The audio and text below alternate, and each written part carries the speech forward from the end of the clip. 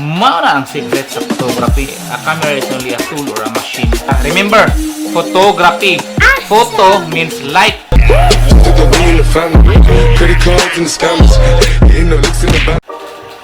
Good day guys, it's me again Rickson sa The Vlogger series, The Secrets of Photography. Actually, sa tinuod na lang gud, walay secret. No secret sa photography. Ang gimena mo ana is your ability to learn or to learn about photography. Your eagerness to know more or the techniques, the ideas, ang imong kapasidad nga mo learn of something new. So not necessary gud nga nindot pag camera ko pag cellphone, wapo nakakuha. So mama na to kasagarang mindset, di ba? So wapo camera, wapo kuha. Tinuod gid na siya partially. Kay a camera is only a tool or a machine. So need na someone nga mo-operate para magamit siya in full potential. If ang user kabalo mo gamit, na ay knowledge how to use it. Unsaon pa gamit sa exposure triangle, shutter speed, aperture, and ISO. Ang daris ana ang anada sa inyong camera o sa inyong cellphone nga mga mino, kamo di bahala na. Kanarang tulo ang among i-share. Mao na ang secret sa photography. Your ability to learn ang mga settings. So sa inyong camera, DSLR, mirrorless, or maski sa cellphone, labi na itong mga high-end mga cellphone, na siya is shutter speed. Napo na yung aperture, symbol A, shutter speed, symbol S, ISO is I, capital I, S of O. Numbers na yun. So once masabtan ninyo na, mas easy na sa inyo manguha og picture.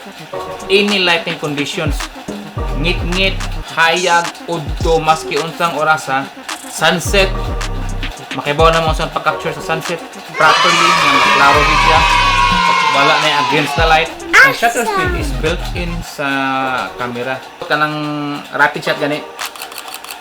So, mao na ang shutter. Mao na ang kanang ga-open close. Technical kayo, alin yung nagsabta. Ang need din yung masayran is unsa lang shutter speed.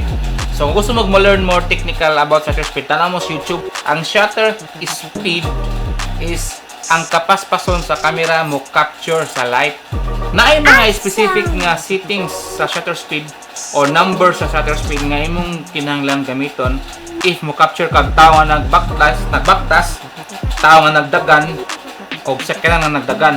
Ang shutter speed is control po ni sa light nga mosulod sa camera. Remember, photography. Photo means light, graphy means to draw.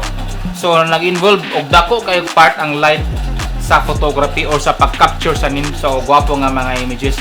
Wala isukod sa nindot og pangit nga photography, kana lang duha. Grabe ka ngitngit o grabe ka hayag. Light nga mosulod or pwede nimo pangit-ngitan imong footage through shutter speed. Tungod sa kapaspas niya, camera light nga mo come in. That's paspas kayo, maglisod o kapas ang light na. Labi na mo shutter speed ka kuan 8,000 ara nang ngit-ngit na. Nya ang imong ISO normal lang, imong aperture normal lang, ngit-ngit kay ang result na.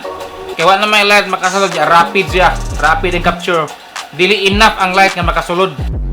Very important para mas masabtan nato ang shutter speed, atong iset ang atong dial mode sa manual o letter M.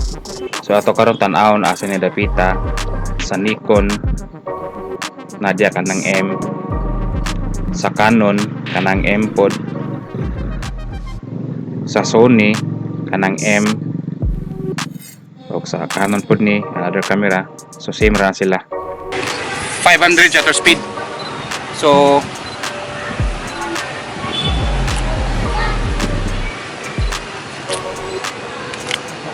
ang shutter speed 100 may normal na to, no, di ba?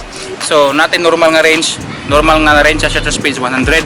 So ang ana ka ng mga naglihok na subjects lang like bato, mga structure. Na kung need ka mo capture o kanang more moving subject para na nang nagbaktas, i-raise up ni mo na. Kaya kung 100 lang dili sa enough mo capture, mag-large siya gamay. So possibly mga above, so 200, 300. So prato naglakaw nga tao. Ang shutter speed mo control po rin siya sa lighting. Pwede mo na pangit-ngitan po ng kuha. So akong ipakita karon. Mao ni ang shutter speed 100, hayag siya. Then if ako ang i-increase, mangit-ngit. Remember nga ang sakto nga pagkakuha sa imong pananaw.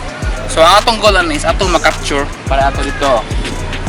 gwapo ilang gwapo ang na sila sa gwapo nga view, gwapo nga location. Ang atong goal is ato ra i-duplicate na sa camera. So unsa nga settings atong gamiton para ma-capture na kana mismo gid nga lighting conditions. So remember guys, ang normal nga shutter speed is 100.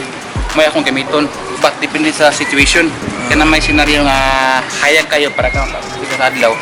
So gamiton akong isa ka advantage sa shutter speed ang mo pangitngit.